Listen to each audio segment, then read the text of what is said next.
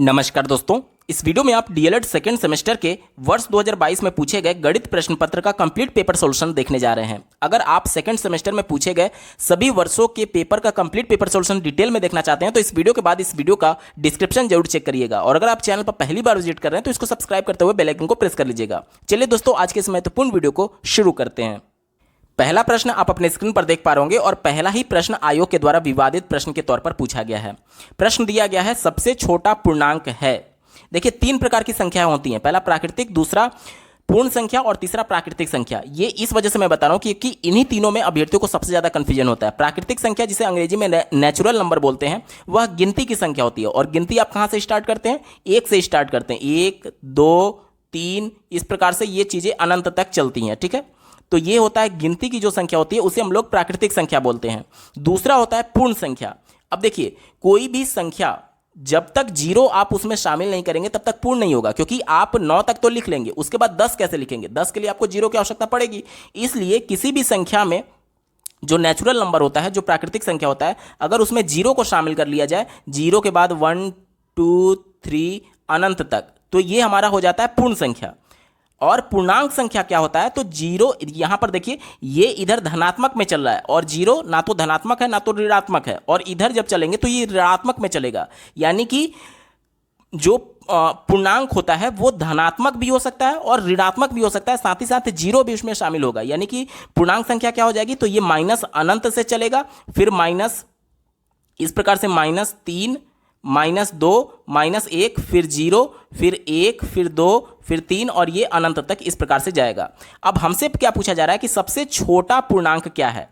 तो सबसे छोटा कौन सा होगा? जो सबसे अंत में पड़ेगा माइनस में, यानी माइनस अनंत इसका बिल्कुल सटीक जवाब होना चाहिए था। सबसे छोटा तो यही होगा, लेकिन आप चारों विकल्प में देखेंगे तो माइनस अनंत नहीं दिया गया है। ठीक है, अब आप कह सकते हैं कि यहां पर हो सकता है कि इन तीन विकल्प को लेकर के प्रश्न पूछा गया है। तो अगर इन तीन विकल्प को लेकर के प्रश्न पूछा जाता तो इस प्रकार से प्रश्न बनता कि इनमें से सबसे छोटी पूर्णांक कौन सी है, तो उस कंडीशन में आपका उत्तर ये वाला हो सकता था। लेकिन यहां पर इनमें से शब्द प्रयोग नहीं किया गया है, यह पूछा गया कि सबसे छोटा पूर्णांक क्या है। तो सबसे छोटा पूर्णांक जो होता है वो माइनस का अनंत होता है, जो कि विकल्प में नहीं दिया गया है। इसलिए ऑप्शन नंबर 4 इसका बिल्कुल एप्रोप्रिएट जवाब हो जाएगा, इनमें से कोई नहीं। अगला प्रश्न पूछा गया है, उस समबाहु त्रिभुज का क्षेत्रफल कितना होगा जिसका परिमाप 3 मीटर दिया गया है?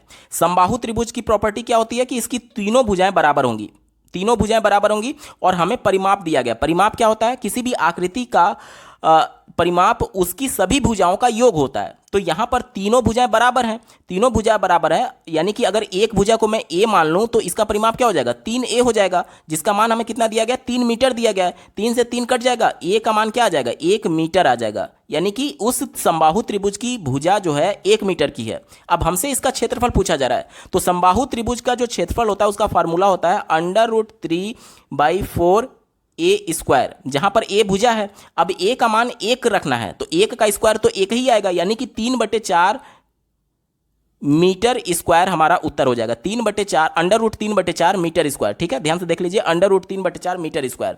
यहां पर भी √3/4 दिखेगा, यहां पर भी दिखेगा, लेकिन यहां पर ध्यान दे लीजिएगा कि आपका मात्रक अलग अलग है। सेंटीमीटर स्क्वायर दिया गया और मीटर स्क्वायर दिया गया है। चूंकि यहां पर मीटर में दिया गया था, इसलिए मीटर स्क्वायर वाला हमारा सही जवाब हो जाएगा। ऑप्शन नंबर 2 सटीक उत्तर है। बाकी ये विकल्प गलत है, ये विकल्प गलत है। अगला प्रश्न पूछा गया है, निम्न में अभाज्य संख्या है। तो अभाज्य संख्या किसे कहते हैं? वो संख्या जो सिर्फ स्वयं से विभाजित होती है, स्वयं के अलावा किसी से भी विभाजित ना हो, उसे अभाज्य संख्या कहते हैं। आप कहेंगे कि 1 से भी इस प्रकार का नियम है कि 1 से और स्वयं से विभाजित हो, तो 1 से तो सभी संख्याएं विभाजित हो जाती हैं, तो 1 को शामिल करिए या ना शामिल करिए, कोई मतलब नहीं होता है। यानी कि अभाज्य संख्या वो संख्या होगी जो कि सिर्फ स्वयं से विभाजित होगी। ठीक है, चलिए ये देखिए, 8 जो है ये 2 से विभाजित हो जाएगा, यानी कि ये हमारा अभाज्य संख्या नहीं है। 3 7 और 9 जो है वो 3 से विभाजित हो जाएगा, तो ये भी हमारा अभाज्य संख्या नहीं है। 7 5 और 6 2 से विभाजित हो जाएगा, तो ये भी हमारा अभाज्य संख्या नहीं है। लेकिन अगर बात करें ऑप्शन नंबर 2 की, देखिए 11 दिया गया है, 11 केवल स्वयं से विभाजित होगा। 2 दिया गया है, 2 केवल स्वयं से विभाजित होगा, इसीलिए 2 को सबसे छोटा अभाज्य संख्या के तौर पर माना जाता है। 2 को सबसे छोटा अभाज्य संख्या और यही केवल एकमात्र सम अभाज्य संख्या होता है, क्योंकि इसके ऊपर जब आप जाएंगे 2 के बाद 4, फिर 6, फिर 8, तो बाकी की जो सम संख्याएं होती है वो पूरी तरीके से भाज्य होती हैं, क्योंकि वो 2 से विभाजित हो जाती हैं। लेकिन 2 एक ऐसी संख्या है जो कि 2 से तो विभाजित होगी, लेकिन 2 खुद में अपना स्वयं ही नंबर है, तो केवल ये स्वयं से विभाजित हो रही है, इसलिए इसे सम अभाज्य संख्या बोलते हैं। ठीक है, और सबसे छोटी सम अभाज्य संख्या, तो 2 भी आपकी अभाज्य संख्या हो गई और 3 भी केवल स्वयं से विभाजित होगा, इसलिए ऑप्शन नंबर 2 इसका बिल्कुल एप्रोप्रिएट आंसर हो जाएगा। अगला प्रश्न पूछा गया है, परिमेय संख्या माइनस का 3/4 का योगात्मक एवं गुणात्मक प्रतिलोम क्या होगा। तो किसी भी दी गई संख्या का योगात्मक प्रतिलोम क्या होता है, तो कोई भी दो ऐसी संख्या जिसको जोड़ने पर हमें योगफल 0 मिले वह परस्पर एक दूसरे के योगात्मक प्रतिलोम कहे जाते हैं। जैसे कि मान लीजिए यक्स है, तो यक्स का योगात्मक प्रतिलोम -x होगा, क्योंकि दोनों को जोड़ेंगे तो हमें 0 मिलेगा। मान लीजिए -x है, तो इसका योगात्मक प्रतिलोम प्लस का x होगा, क्योंकि दोनों को जोड़ेंगे तो 0 मिलेगा। यानी कोई भी दो संख्या जो कि एक दूसरे में जोड़ने पर हमें योग अगर 0 मिलता है तो वो परस्पर दोनों संख्या एक दूसरे के योगात्मक प्रतिलोम बोले जाएंगे। यहां पर देखिए माइनस का 3/4 दिया गया है, माइनस का 3/4। अब मैं अगर आपसे पूछूं कि इसमें मैं क्या जोड़ दूं कि योगफल मुझे 0 मिल जाए, तो आप कहेंगे कि प्लस का 3/4 जोड़ दीजिए, दोनों कट जाएंगे और 0 में मिल जाएगा। यानी कि -3/4 का योगात्मक प्रतिलोम क्या हो जाएगा, प्लस का 3/4, जो कि दूसरे विकल्प में दिया गया है और चौथे विकल्प में दिया गया है। अब हमसे क्या पूछा गया था कि माइनस के 3/4 का योगात्मक प्रतिलोम तो हमने बता दिया, अब इसका गुणात्मक प्रतिलोम भी पूछा गया है। गुणात्मक प्रतिलोम क्या होता है, तो किसी भी दी गई संख्या का गुणात्मक प्रतिलोम वह संख्या होता है जिसका आपस में परस्पर गुणा करने पर गुणनफल हमें 1 प्राप्त हो। ध्यान दीजिएगा, योगात्मक प्रतिलोम में हमें परिणाम 0 मिलना चाहिए और गुणात्मक प्रतिलोम में हमें परिणाम 1 मिलना चाहिए।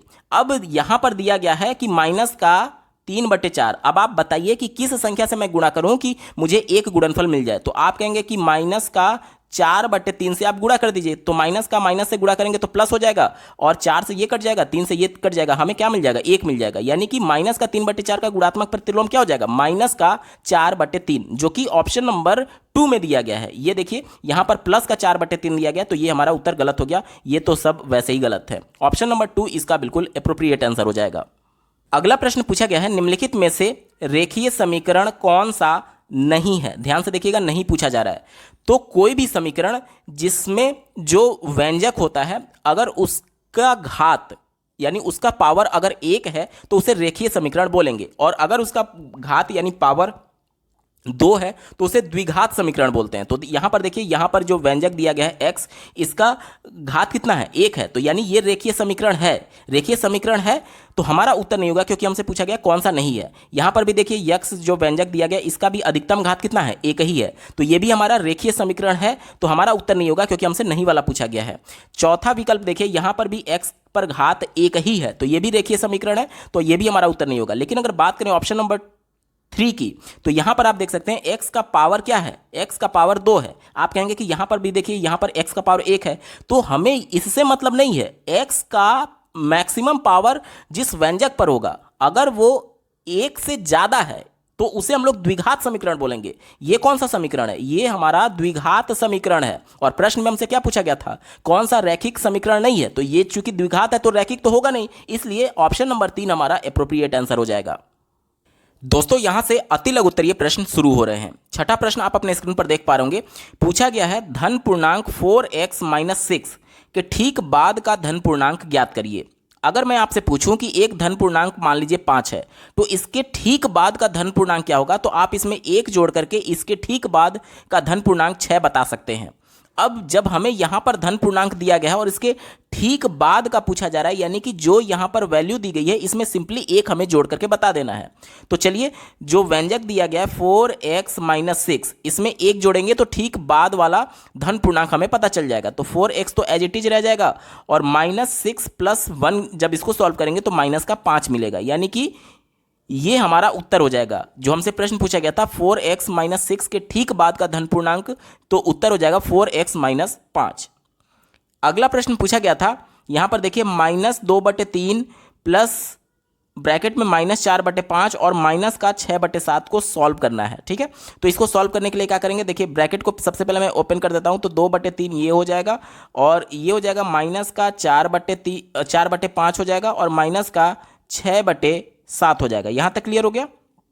अब ध्यान से देखिएगा, इन तीनों का जो एलसीएम होगा वो कितना हो जाएगा, वो हो जाएगा आपका 105। ठीक है, 3 से जब भाग देंगे तो देखिए कितने बार में जाएगा, 3 त्रिक का 9, 1 बचा 3 पचे 15, यानी कि 35 बार में जाएगा। और 35 गुणे 2 करेंगे तो 70 हो जाएगा, माइनस का 70, और फिर माइनस लग जाएगा। देखिए 5 से जब काटेंगे तो 21 बार में जाएगा, और 21 चौक 84 हो जाएगा। ठीक है, और 7 से जब काटेंगे तो देखिए 7 एकम 7 और 3 बचा 7 पचे 35, यानी 15 बार में जाएगा। तो माइनस का 15 छक्का 90 हो जाएगा। यहाँ तक क्लियर।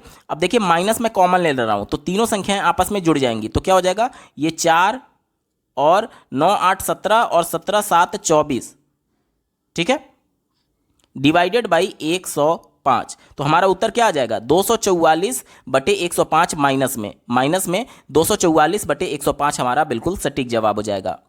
अगला प्रश्न पूछा गया है, 15 सेंटीमीटर भुजा वाले वर्ग से 5 सेंटीमीटर भुजा वाले कितने वर्ग काटे जा सकते हैं। ध्यान से समझिएगा, जो वर्ग होता है वो 2D कॉन्सेप्ट है, क्योंकि इसमें केवल लंबाई और चौड़ाई होती है। तो यहाँ पर ये द्विविमीय संरचना है, तो इसलिए जैसे मान लीजिए यहाँ पर जो प्रश्न में हमसे पूछा गया है कि 15 सेंटीमीटर का एक वर्ग है, इस प्रकार से 15 सेंटीमीटर का वर्ग है, और हमसे पूछा जा रहा है कि इसमें से छोटे छोटे ऐसे कितने वर्ग काटे जा सकते हैं जिसकी भुजा 5 सेंटीमीटर हो। तो यहाँ पर 2D कॉन्सेप्ट है, तो जो इसका एरिया निकलेगा इसी में से तो काट करके वो छोटा छोटा वर्ग बनाया जाएगा। तो टोटल हम लोग बड़े वर्ग का एरिया निकाल लें, यानी क्षेत्रफल निकाल लें, और इसमें से छोटे वर्ग का क्षेत्रफल निकाल लें, और बड़े वर्ग में से छोटे वर्ग के क्षेत्रफल से अगर भाग दे दे तो हमें एग्जैक्ट पता चल जाएगा कि कितने छोटे छोटे वर्ग काटे जा सकते हैं। ठीक है, इसी प्रोसेस को हम लोग अपनाएंगे। अब देखिए बड़ा वाला वर्ग का भुजा कितना है, 15 सेंटीमीटर, और बड़े भुजा वाले वर्ग का क्षेत्रफल क्या हो जाएगा, तो आप कहेंगे 15 का होल स्क्वायर, यानी कि 225 सेंटीमीटर स्क्वायर हो जाएगा। और छोटे वाले वर्ग का क्षेत्रफल क्या होगा, इसकी भुजा दी गई है 5 सेंटीमीटर, और वर्ग का क्षेत्रफल क्या होता है, भुजा स्क्वायर, यानी कि 5 का स्क्वायर यानी कि 25 हो जाएगा, 25 सेंटीमीटर स्क्वायर। अब देखिए सेंटीमीटर स्क्वायर से सेंटीमीटर स्क्वायर कट गया, 25 से काटेंगे तो 25 बटे 200 होता है, यानी 25 9 225, यानी 9 बार में ये टोटल विभाजित होगा। तो हमसे ये पूछा गया था कि कुल कितने वर्ग काटे जा सकते हैं, तो टोटल 9 वर्ग काटे जा सकते हैं। ठीक है, उम्मीद करता हूं आपको समझ में आया होगा। चलिए बढ़ते हैं अगले प्रश्न की तरफ।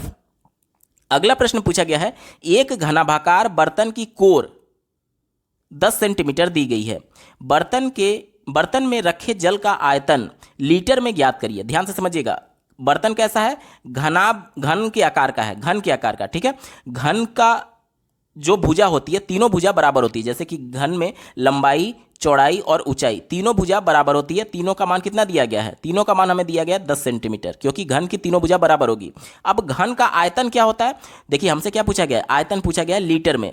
तो घन का आयतन जो होता है वो लंबाई गुणे चौड़ाई गुणे ऊंचाई, यानी जब तीनों समान है यानी कि भुजा क्यूब हो जाएगा। भुजा क्यूब यानी 10 का क्यूब करेंगे तो 1000 सेंटीमीटर क्यूब हो जाएगा, 1000 सेंटीमीटर क्यूब। हमने इस बर्तन का आयतन निकाल दिया, इस बर्तन का आयतन इतना आया। अब इस बर्तन में जो पानी भरा है उसका आयतन हमें लीटर में पूछा जा रहा है। ध्यान से देखिएगा, हमने जो आयतन निकाला वो सेंटीमीटर क्यूब में निकाला, यानी घन सेंटीमीटर में निकाला, और हमसे आयतन लीटर में पूछा जा रहा है। तो आपने एक फॉर्मूला पढ़ा होगा कि 1 लीटर जो होता है वह 1000 घन सेंटीमीटर के बराबर होता है। तो यही तो हमें दिया गया ना कि 1000 घन सेंटीमीटर हमें प्राप्त हुआ, यानी इतना हमें प्राप्त हुआ। इसकी वैल्यू कितने के बराबर है, 1 लीटर के बराबर है। तो वहीं हमसे जो पूछा गया था कि इस बर्तन में रखे जल का आयतन लीटर में ज्ञात करिए, तो इसका आयतन लीटर में कितना हो जाएगा, 1 लीटर हो जाएगा। उम्मीद करता हूं आपको अच्छे ढंग से समझ में आया होगा। चलिए बढ़ते हैं अगले प्रश्न की तरफ। अगला प्रश्न पूछा गया है, देखिए x square minus x y plus y square में एक्स प्लस वाई से गुणा करिए। तो देखिए कैसे गुणा करेंगे, यहाँ पर मैं लिख रहा हूँ, देखिए दिया गया है एक्स प्लस वाई, और दूसरे ब्रैकेट में क्या दिया गया है, x square minus x y plus का वाई स्क्वायर। ठीक है, देखिए पहले इसका तीनों में हम लोग गुणा करेंगे, तो जब देखिए x का जब x स्क्वायर में गुणा करेंगे तो क्या हो जाएगा, x क्यूब हो जाएगा।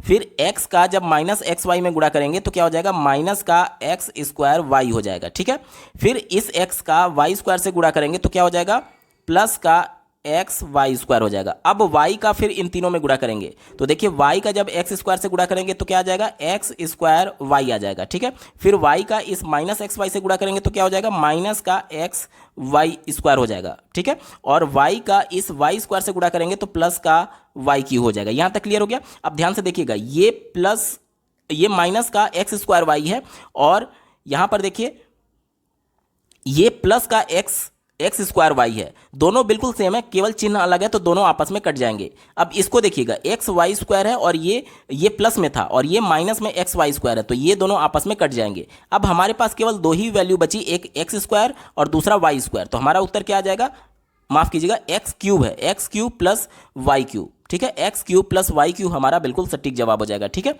तो इसको आपस में गुणा करने पर हमें क्या प्राप्त हो जाएगा, x cube plus y cube. चलिए बढ़ते हैं अगले प्रश्न की तरफ। किसी संख्या के एक चौथाई में से एक घटाने पर शेषफल हमें एक मिलता है, तो वह संख्या ज्ञात करिए। मैं मान ले रहा हूं कि वह संख्या x है। ठीक है, मैंने मान लिया कि वह संख्या x है। अब कहा जा रहा है कि x का चौथाई यानी 1/4 हो जाएगा, में से एक घटाने पर, इसमें से एक मैं घटा दे रहा हूं तो शेषफल क्या मिल रहा है, एक मिल रहा है। यही तो बोला जा रहा है, प्रश्न के अनुसार मैंने लिख दिया। अब यहां पर एलसीएम जब हम लोग लेंगे तो एलसीएम 4 हो जाएगा, यहां पर बचेगा x और यहां पर माइनस बचेगा, ये बचेगा आपका 4। यहां तक क्लियर हो गया, बराबर 1। अब देखिए 4 का इधर तिर्यक गुणा कर देंगे तो क्या हो जाएगा, x माइनस 4 बराबर 4 हो जाएगा। और यहां पर माइनस में जो वैल्यू है इधर जाकर के प्लस में जाकर के इसमें जुड़ जाएगी, यानी x का वैल्यू क्या हो जाएगा, 8 आ जाएगा, यानी कि वह संख्या 8 होगी। अब एक बार क्रॉस वेरीफाई कर लेते हैं। देखिए क्या बोला जा रहा है कि वह संख्या हमने 8 निकाल लिया। अब कहा जा रहा था 8 का चौथाई, इसमें 4 से भाग देंगे और इसमें से एक घटाने के लिए बोला जा रहा है, तो 4 से भाग देंगे तो 2 बार में जाएगा और 2 में से एक घटाएंगे तो 1 आएगा। वहीं तो बोला जा रहा था कि शेषफल हमें 1 प्राप्त हो रहा है। उम्मीद करता हूं आपको अच्छे ढंग से समझ में आया होगा। तो हमसे यही पूछा गया था वह संख्या ज्ञात करिए, तो वह संख्या क्या हो जाएगी, 8 हो जाएगी। x का वैल्यू 8 आएगा। यहां तक क्लियर दोस्तों। यहां से लघुत्तरीय प्रश्न शुरू हो रहे हैं। 12वां प्रश्न पूछा गया था, एक वर्गाकार बगीचे के चारों ओर 50 सेंटीमीटर चौड़ाई का मार्ग बना हुआ है। बगीचे की लंबाई मार्ग सहित 51 मीटर है। बगीचे का क्षेत्रफल ज्ञात करिए। ध्यान से समझिएगा, क्या बोला जा रहा है कि एक बगीचा इस प्रकार से वर्गाकार है, वर्ग के आकार का बगीचा है। मान लीजिए ये वर्गाकार बगीचा हो गया। अब क्या बोला जा रहा है, एक वर्गाकार बगीचे के चारों ओर 50 सेंटीमीटर चौड़ाई का मार्ग है। इसके चारों ओर इस प्रकार से चौड़ाई का मार्ग है 50 सेंटीमीटर। ठीक है, इस प्रकार से, यानी ये वाला जो पार्ट है ये सड़क है, मार्ग है। ठीक है, यहां तक क्लियर। और अंदर वाला जो है वो बगीचा है, बाहर वाला जो है वो मार्ग है और अंदर वाला बगीचा है। अब यहां पर हमसे ये कहा जा रहा है कि सड़क का जो चौड़ाई है, देखिए जो वर्गाकार बगीचे के चारों ओर 50 सेंटीमीटर चौड़ाई का मार्ग है, यानी ये जो मार्ग है, जो सड़क है, इसकी चौड़ाई कितनी दी गई है, 50 सेंटीमीटर। ध्यान से देखिएगा, आगे पढ़िए। बगीचे की लंबाई, बगीचा का लंबाई तो इतना ही है, केवल इतना ही है बगीचे की लंबाई, क्योंकि अंदर वाला ही तो बगीचा है वर्गाकार। ठीक है, कहा जा रहा है कि बगीचे की लंबाई मार्ग सहित, अब ये बगीचे की लंबाई है, लेकिन कहा जा रहा है कि मार्ग सहित, यानी ये पूरी लंबाई हमें दी गई है। मार्ग के साथ बगीचे की लंबाई कितनी दी गई है, यहां पर ध्यान दीजिएगा, 51 मीटर में दिया गया है। यानी ये कितना हो गया, ये आपको 51 मीटर में दिया गया है। अब ध्यान देने वाली बात यह है कि सड़क की चौड़ाई जो है वो सेंटीमीटर में दिया गया है और जो वर्गाकार यहां पर बगीचा है उसके साथ सड़क की लंबाई जो दी गई है वो मीटर में दी गई है। तो यहां पर ध्यान दीजिए, ये पूरी लंबाई हमें पता है, ये पूरी लंबाई हमें पता है, और अगर इसमें से सड़क का ये वाला इधर से और ये वाला इधर से हम लोग घटा दें तो वर्ग का लंबाई कितना होगा वो हमें पता चल जाएगा। और चूंकि वर्ग है तो इसकी लंबाई चौड़ाई दोनों समान हो जाएगी। यानी अगर एक भुजा हमें पता चल जाएगी तो इस वर्गाकार बगीचे का हम लोग क्षेत्रफल ज्ञात कर सकते हैं, जो कि हमसे पूछा जा रहा है। ठीक है, तो यानी कि देखिए ये पूरी वैल्यू हमें पता है और सड़क का ये वाला पार्ट और इधर से ये वाला पार्ट हम लोग घटा दें तो ये वाला सड़क का चौड़ाई कितना दिया गया, 50 सेंटीमीटर दिया गया। तो 50 सेंटीमीटर इधर और 50 सेंटीमीटर इधर, दोनों को मिला दें तो 100 सेंटीमीटर। कितना, 100 सेंटीमीटर। अब इसको हमें मीटर में कन्वर्ट करना होगा। क्यों, क्योंकि यहां पर हमें मात्रक मीटर में दिया गया है। तो 100 से भाग दे देंगे तो ये मीटर में कन्वर्ट हो जाएगा, तो टोटल कितना आ जाएगा 1 मीटर। यानी कि इधर से और इधर से सड़क दोनों को मिला दे तो 1 मीटर का सड़क है। अब देखिए ये टोटल हमें 51 मीटर दिया गया है और इसमें से ये वाला और ये वाला दोनों जो कि 1 मीटर है इसको घटा देंगे तो 1 मीटर घटाएंगे इसमें से तो हमें मिल जाएगा 50 मीटर। यानी वर्ग का जो एक भुजा है, जो वर्गाकार बगीचा है, उसका एक भुजा 50 मीटर का होगा। कितना? 50 मीटर। अब हमसे इसका क्षेत्रफल पूछा गया है, तो वर्ग का क्षेत्रफल क्या होता है? आप कहेंगे भुजा का स्क्वायर यानी ए स्क्वायर। ए का मान कितना है? 50, और 50 का स्क्वायर कर देंगे तो कितना हो जाएगा? 2500 मीटर स्क्वायर। ठीक है, ध्यान दीजिएगा मात्रक आपको लिखना होगा, मात्रक अगर आप छोड़ देंगे तो एक नंबर आपका कट जाएगा। ठीक है, तो हमसे यही पूछा गया था कि बगीचे का क्षेत्रफल ज्ञात कीजिए, तो बगीचे का क्षेत्रफल कितना हो जाएगा? 2500 मीटर स्क्वायर। इसका बिल्कुल सटीक जवाब हो जाएगा। अगला प्रश्न पूछा गया था, यदि x square plus 1/x square का मान 82/9 दिया गया है तो x cube minus 1/x cube का मान क्या होगा? ध्यान से देखिएगा, यहां पर इसका डायरेक्टली अगर हम लोग फार्मूला देखें तो ये क्या है? A cube minus b cube, और a cube minus b cube का फॉर्मूला क्या होता है? ए माइनस बी दूसरे ब्रैकेट में a square plus b square plus का ए बी होता है। यहां तक क्लियर? अब देखिए ए की जगह पर हमें कितना दिया गया है? एक्स दिया गया है, और बी की जगह पर कितना दिया गया है? 1/x दिया गया है। तो जहां पर ए बी आ रहा है यहां पर x गुणे 1/x करेंगे तो ये कट करके केवल 1 आ जाएगा। तो इसका क्या बनेगा? 1 माइनस ए माइनस बी दूसरे ब्रैकेट में a square plus b square plus 1। अब देखिए हमें इतने का मान निकालना है। देखिए ये ए की जगह आप x समझिएगा और b की जगह 1/x समझिएगा, तो x Q minus 1/x Q का मान मतलब ये हमें निकालना है, और इसके लिए हमें a माइनस बी का वैल्यू निकालना होगा। तो a माइनस बी का वैल्यू हमें निकाल लें, और ए स्क्वायर प्लस बी स्क्वायर का वैल्यू तो हमें पहले से दिया गया है। देखिए ए स्क्वायर प्लस बी स्क्वायर का वैल्यू हमें पहले से दिया गया है, तो इतने का वैल्यू हमें पता है, और 1 तो यहाँ पर न्यूमेरिक वैल्यू है तो इससे तो कोई मतलब ही नहीं है, केवल हमें a माइनस बी का वैल्यू निकालना है। अब a माइनस बी का वैल्यू कैसे निकालेंगे? तो इसके लिए यहाँ पर देखिए मैं एक फॉर्मूला लिख रहा हूँ, x माइनस 1/x, इसका मैं क्या कर दे रहा हूँ कि होल स्क्वायर कर दे रहा हूँ। अब इससे फायदा क्या होगा? ध्यान से समझिएगा, ये देखिए a माइनस बी का होल स्क्वायर है जिसका फॉर्मूला होता है ए स्क्वायर। ए की जगह आप x रखेंगे तो x स्क्वायर हो जाएगा प्लस बी स्क्वायर यानी 1/x स्क्वायर हो जाएगा, और माइनस का 2ab। अब देखिए माइनस का 2a की जगह मैं x रखता हूं और b की जगह 1/x रखता हूं तो x से x कट जाएगा, केवल -2 बचेगा। ठीक है, यहां तक क्लियर? अब यहां पर देखिए x square plus 1/x square का वैल्यू ही तो हमें 82/9 दिया गया है, तो इसके जगह पर मैं क्या रख दूंगा? 82/9, और माइनस का 2 यहां पर बचा हुआ है, और ये क्या हो जाएगा? x माइनस 1/x का होल स्क्वायर हो जाएगा। यहां तक क्लियर? अब ध्यान से समझिएगा, यहाँ पर एलसीएम मैं लेता हूँ 9, ये हो जाएगा आपका 82, और माइनस का 9 दूनी 18 हो जाएगा। इसमें से घटाएंगे तो देखिए क्या बचेगा? 12 में से 8 घटेगा तो 4 बचेगा, और यहाँ 7 में से 1 जाएगा तो 6 बचेगा, 64/9 बचेगा। 64/9 किसकी वैल्यू आ गई? x माइनस 1/x का होल स्क्वायर का वैल्यू आ गया। अब दोनों पक्षों का अगर हम लोग वर्गमूल निकाल दें तो ये स्क्वायर यहाँ से कट जाएगा और यहाँ पर वर्गमूल चढ़ जाएगा। यहाँ तक क्लियर? तो यहाँ पर हमें क्या मिल जाएगा? 8/3। ये किसका माना गया? ये माना गया x माइनस 1/x का मान 8/3 हमें मिल गया। यहाँ तक क्लियर हो गया? x माइनस 1/x क्या है? यही तो आपका a माइनस बी था। अब ध्यान से देखिएगा, इसका वैल्यू हमें निकालना है, तो इसके जगह पे क्या है? X cube minus 1/x cube. A cube minus b cube का फॉर्मूला हम लोग क्या लिखते हैं? पहले ब्रैकेट में a माइनस बी यानी x माइनस 1/x, और दूसरे ब्रैकेट में ए स्क्वायर यानी x square plus b square यानी 1/x स्क्वायर, और प्लस ए बी करेंगे तो x गुणे 1/x तो वो कट जाएगा, यानी केवल प्लस का 1 बचेगा। यहाँ तक क्लियर हो गया?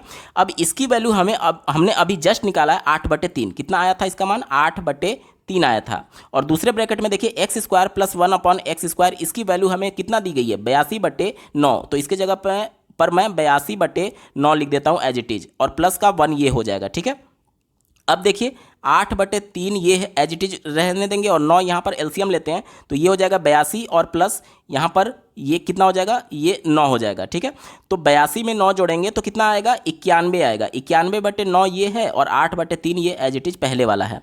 आपस में गुणा कर देंगे तो देखिए 8 का 91 से गुणा कर देंगे तो 8 एकम 8 और 9 8 एकम 8 और 8 9 72 हो जाएगा। 728/27, 728/27 हमारा बिल्कुल सही जवाब होगा।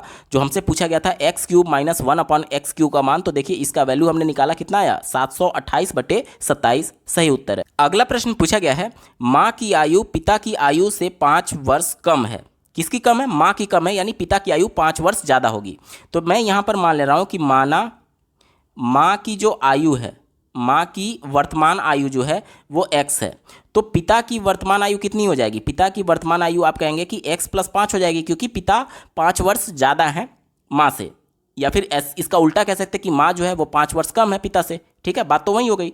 अब हमसे क्या कहा जा रहा है कि 10 वर्ष पूर्व दोनों की आयु का अनुपात हमें 5:6 दिया गया है। कितने वर्ष पूर्व? 10 वर्ष पूर्व। तो यहाँ पर मैं लिख रहा हूँ 10 वर्ष पूर्व माँ की आयु कितनी होगी? तो जो अभी वर्तमान आयु है x, इसमें से 10 वर्ष घटा देंगे तो x - 10 हो जाएगा। और पिता की अगर हम लोग निकालें तो पिता की वर्तमान आयु कितनी है? x + 5 है, और इसमें से 10 घटा देंगे 10 वर्ष पूर्व निकालने के लिए, तो इसका मान कितना आ जाएगा? x - 5 आ जाएगा। अब हमसे क्या कहा जा रहा है कि 10 वर्ष पूर्व दोनों की आयु का अनुपात 5:6 है। अब देखिए 5 ऊपर दिया गया है, यानी कम वाला ऊपर है। कम किसकी आयु है? माता की आयु है। तो जाहिर सी बात है 10 वर्ष पहले जो माता की आयु होगी उसको हमें ऊपर रखना होगा, तभी तो हमें ऊपर वाली वैल्यू कम दी गई है, 5/6 दिया गया है। तो माँ की आयु 10 वर्ष पूर्व कितना था? वो था आपका x - 10 था, बटे पिता की आयु कितना है? x - 5 है, और इसका वैल्यू अनुपात में कितना दिया गया? 5:6 दिया गया। अब तिर्यक गुणा कर दीजिए, तो ये देखिए इसका इधर गुणा करेंगे तो कितना हो जाएगा? 6x - 60, और इसका इधर गुणा करेंगे तो कितना हो जाएगा? बराबर का 5x माइनस का 25। यहाँ तक क्लियर? अब देखिए 5x को इधर पक्षांतर करेंगे तो 6x में से 5x घटेगा तो x बचेगा, और 60 इधर जाकर के पॉजिटिव में हो जाएगा, प्लस में। 60 - 25 कर देंगे तो कितना बचेगा? 35 बचेगा, 35 वर्ष। अब ये 35 किसकी एज है? 35 हमने किसका माना था? 35 वर्ष हमने x माना था माँ की आयु का। देखिए यही तो था माँ की वर्तमान आयु, तो माँ की वर्तमान आयु कितनी हो गई? 35 वर्ष हो गई। हमसे क्या पूछा गया है? ध्यान से देखिएगा, तो माँ की वर्तमान आयु ज्ञात कीजिए। तो माँ की वर्तमान आयु कितनी हो जाएगी? 35 वर्ष। इसका बिल्कुल सटीक जवाब हो जाएगा। अगला प्रश्न पूछा गया था, एक कमरे की लंबाई 64 मीटर और 7 सेंटीमीटर दी गई है तथा कमरे की चौड़ाई 20 मीटर और 21 सेंटीमीटर दी गई है। उस बड़ी से बड़ी वर्गाकार टाइल की भुजा ज्ञात करिए जिससे टाइल को बिना तोड़े फर्श में लगाया जा सके। ध्यान से समझिएगा, यहाँ पर कमरे की लंबाई कितना दिया गया है? 64 मीटर और 7 सेंटीमीटर, और इसकी चौड़ाई कितना दिया गया है? 20 मीटर और 21 सेंटीमीटर। अब यहाँ पर मीटर और सेंटीमीटर दोनों में दिया गया है, तो इसे हमें एक यूनिट में कन्वर्ट करना होगा। तो देखिए इसको सेंटीमीटर में कन्वर्ट करने के लिए, देखिए मीटर को सेंटीमीटर में कन्वर्ट करने के लिए 100 से गुणा कर देंगे, तो 64 × 100 करेंगे तो 6400 ये हो गया, और उसमें 7 जोड़ देंगे तो 6400 7 सेंटीमीटर हो गया। ये कमरे की लंबाई हो गई। अब यहाँ पर चौड़ाई देखिए 20 मीटर दिया गया है, तो 100 से गुणा करेंगे तो कितना हो जाएगा? 20 × 100 करेंगे तो 2000 हो जाएगा, और 2000 में 21 जोड़ेंगे तो कितना आ जाएगा? 2021 सेंटीमीटर होगा इस कमरे की चौड़ाई। अब हमसे क्या बोला जा रहा है कि बड़ी से बड़ी टाइल ज्ञात करिए जो कि बिना काटे उस फर्श में लगाया जा सके। अब मान लीजिए ये इस प्रकार से आयताकार, यहाँ पर मान लीजिए कि ये कमरा है, ठीक है। तो ये बड़ी से बड़ी टाइल जो कि बिना काटे लग पाए वो कौन सी होगी? यानी कि इसकी जो चौड़ाई होगी, ये वर्गाकार जो टाइल होगा, वर्गाकार चूंकि टाइल है, ध्यान से देखिएगा यहाँ पर वर्गाकार टाइल की बात की गई है, तो यानी कि इसकी लंबाई और इसकी चौड़ाई दोनों समान होगी वर्गाकार टाइल की। यानी कि जो इसका भुजा होगा, वर्ग का टाइल की भुजा होगा, टाइल का जो एक भुजा होगा वो इसकी चौड़ाई को भी विभाजित करना चाहिए और इसकी लंबाई को भी विभाजित करना चाहिए, तभी तो बिना काटे वो लगाया जा सकता है। तो लंबाई और चौड़ाई दोनों को विभाजित करे, और बड़ी से बड़ी, तो वह बड़ी से बड़ी संख्या जो कि दो संख्याओं को पूरी तरीके से विभाजित करती है उसे हम लोग क्या बोलते हैं? उसे महत्तम समापवर्तक बोलते हैं, हाईएस्ट कॉमन फैक्टर बोलते हैं। यानी सिंपली हमें इन दोनों वैल्यू का एचसीएफ निकाल देना है, हाईएस्ट कॉमन फैक्टर यानी महत्तम समापवर्तक निकाल देना है। तो देखिए 6407 का जब गुणनखंड करेंगे तो ये आएगा 43 × 149, और इसका गुणनखंड करेंगे तो ये आएगा 43 × 47, ठीक है। अब इन दोनों गुणनखंडों में कॉमन कौन सा है? तो यहाँ पर देखिए कॉमन है हमारा 43, कॉमन 43 है, तो एचसीएफ निकालने में जो दोनों में कॉमन होता है सिर्फ उसी को लेते हैं, यानी कि 43 उस वर्गाकार टाइल की एक भुजा हो जाएगी, ठीक है, वर्गाकार टाइल की एक भुजा हो जाएगी। तो यही हमसे पूछा गया था कि वर्गाकार टाइल की भुजा ज्ञात करिए, तो इसकी भुजा कितनी हो जाएगी? इसकी भुजा 43 सेंटीमीटर हो जाएगी, ठीक है। कितना? सेंटीमीटर, क्योंकि इन दोनों को हमने सेंटीमीटर में कन्वर्ट कर दिया था, तो 43 सेंटीमीटर हमारा बिल्कुल सटीक जवाब होगा। अगला प्रश्न पूछा गया है, वृत्ताकार मैदान का क्षेत्रफल 154 वर्ग मीटर दिया गया है, उसके व्यास की लंबाई ज्ञात करिए। ध्यान से समझिएगा, वृत्ताकार मैदान का क्षेत्रफल, तो वृत्त का क्षेत्रफल क्या होता है? πr² होता है। इसका मान कितना दिया गया है? 154 वर्ग मीटर स्क्वायर, 154 हो गया। तो यहाँ पर पाई का वैल्यू 22/7 रखेंगे और r square as it is रहने देते हैं। कितना दिया गया, 154। तो 7 का इधर ऊपर तिर्यक गुणा हो जाएगा और 22 नीचे आ जाएगा। ठीक है, तो कितना हो जाएगा, यहाँ पर मैं लिख रहा हूँ, देखिए 154 गुणे 7 डिवाइडेड बाई 22, 22 से इसको काटे तो देखिए कितने बार में जाएगा, 22 से जब काटेंगे तो ये जाएगा आपका 22 सत्ते 154 होता है, 22 सत्ते 154। ठीक है, यानी कि आर स्क्वायर का वैल्यू कितना मिल गया, 7 सत्ते 49 मिल गया। यानी आर का वैल्यू कितना मिलेगा, 7 मीटर मिलेगा। आर का वैल्यू 7 मीटर। और हमसे क्या पूछा गया था, आर मतलब कि उसकी त्रिज्या हमें मिल गई और हमसे पूछा गया था उसके व्यास की लंबाई। तो व्यास बराबर डी बराबर क्या होता है, 2r होता है। आर बराबर 7 मीटर मिला था, तो 2 गुणे 7 बराबर 14 मीटर। 14 मीटर हमारा बिल्कुल सटीक जवाब हो जाएगा। उस वृत्त का व्यास की लंबाई 14 मीटर सही उत्तर है। अगला प्रश्न पूछा गया है, यहाँ पर देखिए 112 माइनस ये पूरा दिया गया है, इसको सरल करने के लिए बोला जा रहा है। तो देखिए बॉडमास रूल के हिसाब से सबसे पहले जो यहाँ पर बार दिया गया है इसे हमको सॉल्व करना होता है। बार के बाद से ब्रैकेट को सॉल्व करेंगे और उसके बाद से यहाँ पर देखिए ये डिवीजन दिया गया है, यहाँ पर ये माइनस है, इन सबको उसी अनुसार हम लोग सॉल्व करते चलते हैं। तो देखिए सबसे पहले जब इसको बार को सॉल्व करेंगे तो 8 में से 1 घटाएंगे तो 7 बचेगा। कितना बचेगा, 7 बचेगा। और यहाँ पर 7 जो बचा, -7 और ये +3 मिलकर के कितना बच जाएगा, -4 बचेगा। ठीक है, कितना बचेगा, -4। यानी इतने तक हमने सॉल्व कर लिया, -4 बचा और ये माइनस का जब गुणा करेंगे तो ये प्लस हो जाएगा। देखिए ये माइनस का और ये पहले से माइनस था तो गुणा करके प्लस हो जाएगा। अब ये +4 हो गया और यहाँ पर देखिए ये माइनस का इसमें जब गुणा करेंगे तो ये भी +4 हो जाएगा। यहाँ तक क्लियर। अब देखिए इसको जब आपस में गुणा कर देंगे 11 गुणे 11 तो ये हो जाएगा आपका 121। कितना हो जाएगा, यहाँ पर प्लस है और ये 121 हो जाएगा। और यहाँ पर भाग है तो यहाँ पर मैं भाग रखता हूँ, 121 एज इट इज है। और यहाँ पर 112 और ये पूरा माइनस का ये ब्रैकेट में ये सभी चीज़ें चल रही हैं। ठीक है, यहाँ तक क्लियर हो गया। अब देखिए अब उसके बाद से हम लोग भाग को सॉल्व करते हैं। तो 121 में 121 से भाग देंगे तो कितनी बार में जाएगा, एक बार में जाएगा। कितनी बार में, एक बार में। तो यहाँ पर देखिए क्या हो जाएगा, ये आपका 112 एज इट इज है और यहाँ पर माइनस हो जाएगा, ये 1 बचा, प्लस का 4 ये है, प्लस का 4 ये है। तो 4 4 8 और 1 9, यानी कि 112 में से 9 घटाएंगे तो इसका मान आएगा 103। यही हमारा सही उत्तर होगा। अगला प्रश्न पूछा गया है, एक टोकरी में यादृच्छिक रूप से चुने गए 40 संतरों के भार ग्रामों में दिए गए हैं। यहाँ पर देखिए ये मिसप्रिंट है, 40 नहीं बल्कि 30 संतरा का दिया गया। देखिए मैं एक बार काउंट कर देता हूँ ताकि आपको कोई भी कन्फ्यूजन न रहे। 1 2 3 4 5 6 7 8 9 10 11 12 13 14 15 16 17 18 19 20 21 22 23 24 25 26 27 28 29 और ये 30। ठीक है, 30 संतरे दिए गए हैं। 30 संतरों का यहाँ पर भार दिया गया है। गलती से यहाँ पर इन्होंने 40 लिखा है, बल्कि 40 नहीं बल्कि 30 संतरे हैं। ठीक है, आगे देखिए क्या बोला जा रहा है, वर्ग माप 40 लेकर के टैली चिन्ह बनाते हुए बारंबारता सारणी बनाइए। ठीक है, हमें 10 का क्या करना है, वर्ग माप लेना है, यानी कि जो रेंज लेना है वो 10-10 का लेना है। तो यहाँ पर देख लीजिए सबसे छोटी संख्या कितनी है, सबसे छोटी संख्या अगर इसमें आप देखेंगे तो 30 दिया गया है और सबसे बड़ी संख्या कितनी है, 80 सबसे बड़ी संख्या है। ठीक है, तो हमें 10-10 का जो रेंज लेना है वह 30 और 80 के बीच में लेकर के चलना है। तो हम लोग क्या लेंगे,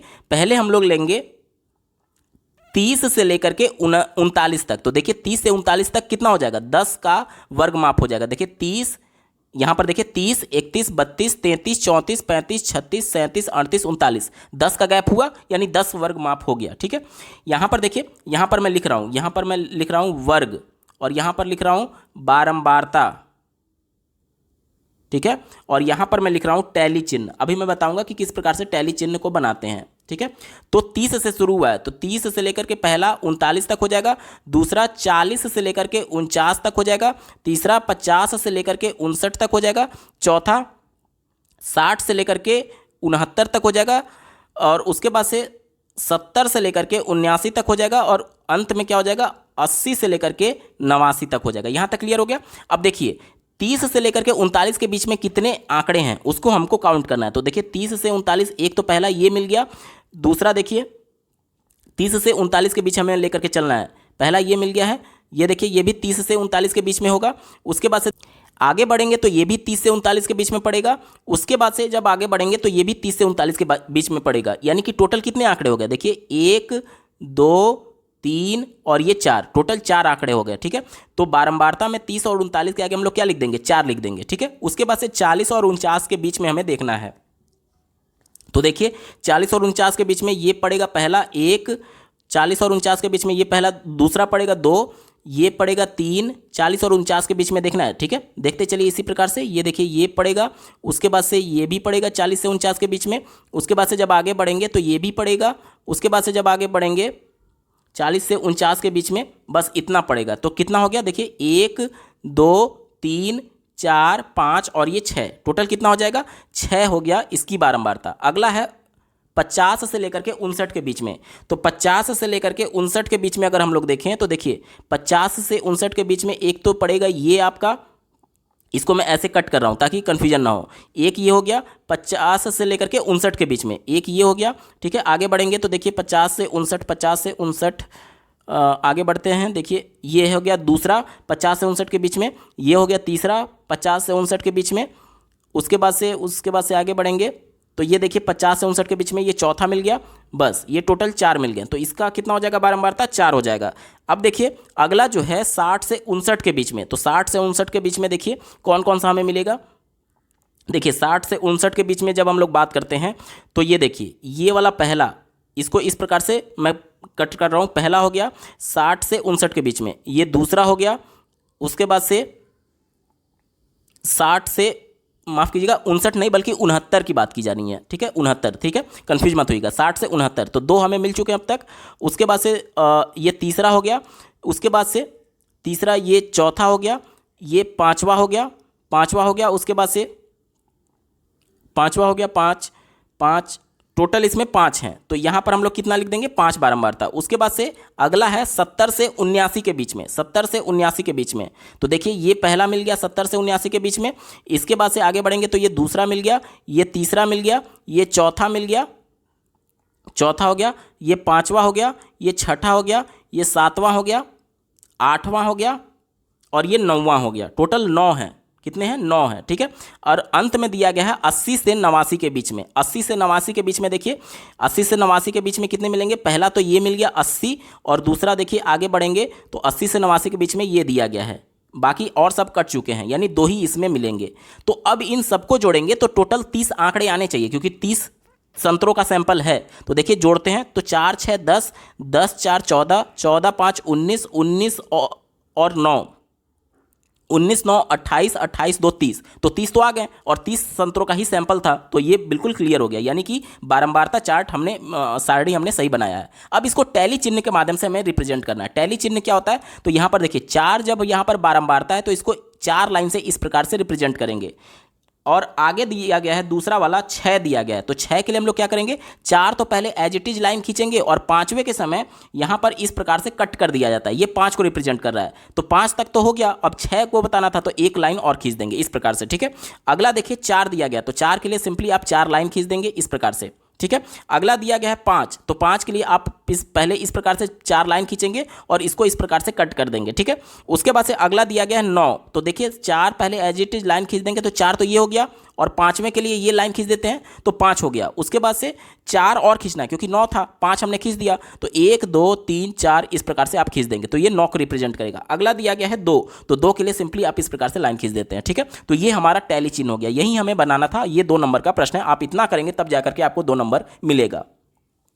दोस्तों ये पेपर पूरा सॉल्व हो चुका है। आपको ये वीडियो कैसा लगा कमेंट के माध्यम से जरूर बताइएगा, क्योंकि आपका एक कमेंट मुझे मोटिवेट करेगा ऐसे ही महत्वपूर्ण वीडियो लाने के संदर्भ में। अगर आप previous year DElEd second semester के सब्जेक्ट वाइज सभी वर्षों का कंप्लीट पेपर सॉल्यूशन डिटेल में देखना चाहते हैं तो इस वीडियो के बाद इस वीडियो का डिस्क्रिप्शन जरूर चेक करिएगा। और अगर आप चैनल पर पहली बार विजिट कर रहे हैं तो इसको सब्सक्राइब करते हुए बेल आइकन को प्रेस कर लीजिएगा। इस वीडियो को देखने के लिए आपका बहुत बहुत धन्यवाद। भगवान करे आपका दिन शुभ हो।